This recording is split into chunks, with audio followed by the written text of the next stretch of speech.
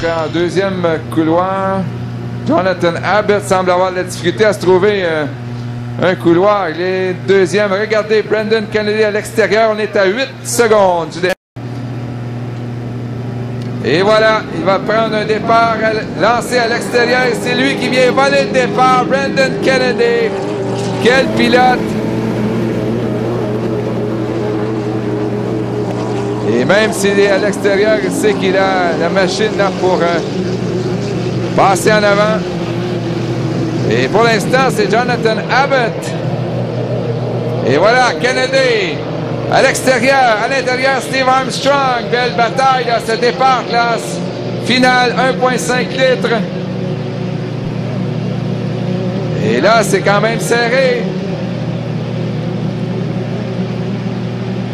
Alors, beau départ de finale en 1,5 litres.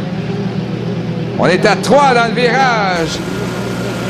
À l'intérieur, c'est Armstrong, Abbott dans le milieu et Kennedy à l'extérieur. C'est intéressant d'avoir la vitesse. Un tour de complété. Le Shameless c'est Watt. 101 km/h de moyenne. Au premier tour. On a quatrième John Shaw. Et maintenant, c'est Mathieu Leblanc qui prend la troisième place. La quatrième, pardon. C'est toujours Kennedy.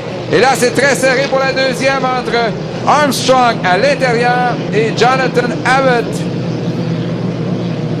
Et le jeune Brendan Kennedy, là, s'éloigne en tête.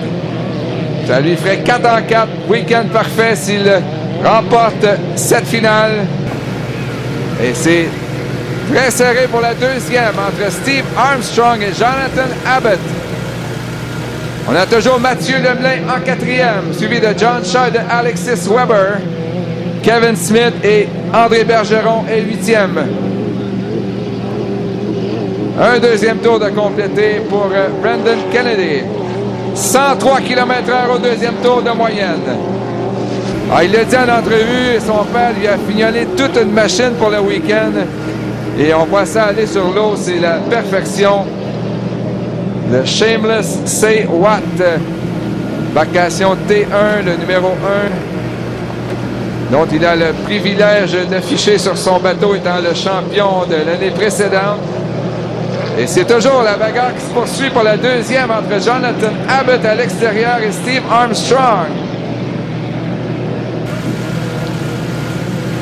Et ces deux pilotes qui seraient à leur dernière course en 1,5 litres ont l'intention de faire le saut l'an prochain pour Armstrong en 2,5 et Abbott en 5 litres, possiblement la saison prochaine.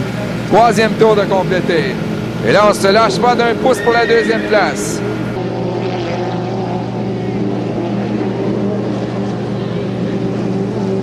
Mathieu Lemelin toujours quatrième. 104 km/h au tour qui vient de passer. Alors, Mathieu Lemelin qui quand même aurait une quatrième satisfaisante. Il disait qu'il avait eu des difficultés hier.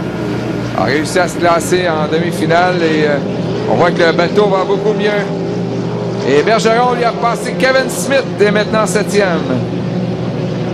Et Abbott est maintenant deuxième avec 3 longueurs environ de bateau d'écart sur Steve Armstrong. Dernier tour pour Brendan Kennedy. Il a dit tantôt en entrevue qu'il a tout fait cette année. Il a gagné le mondial, mais que son exploit dont il était le plus fier, c'est qu'il a gagné à Valleyfield pour la première fois cette année. Il a fait 105 km/h au dernier tour.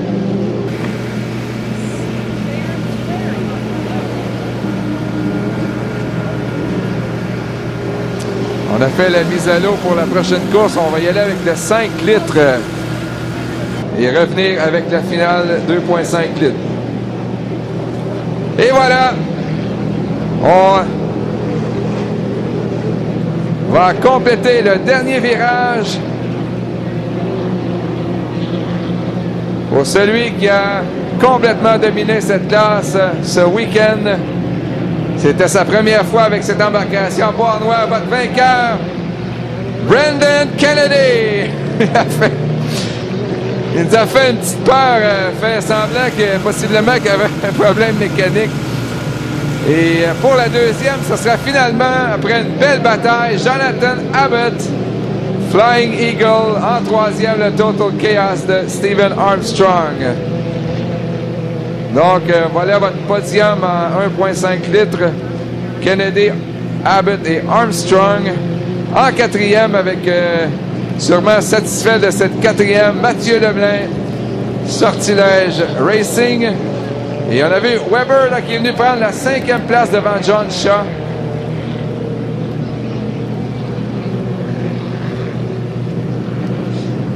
Qui sera suivi d'André Bergeron en 7e place et de Kevin Smith.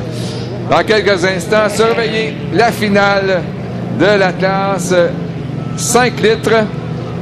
Alors, on va sûrement avoir en entrevue ce jeune pilote qui ne cesse de nous épater, Brendan Kennedy.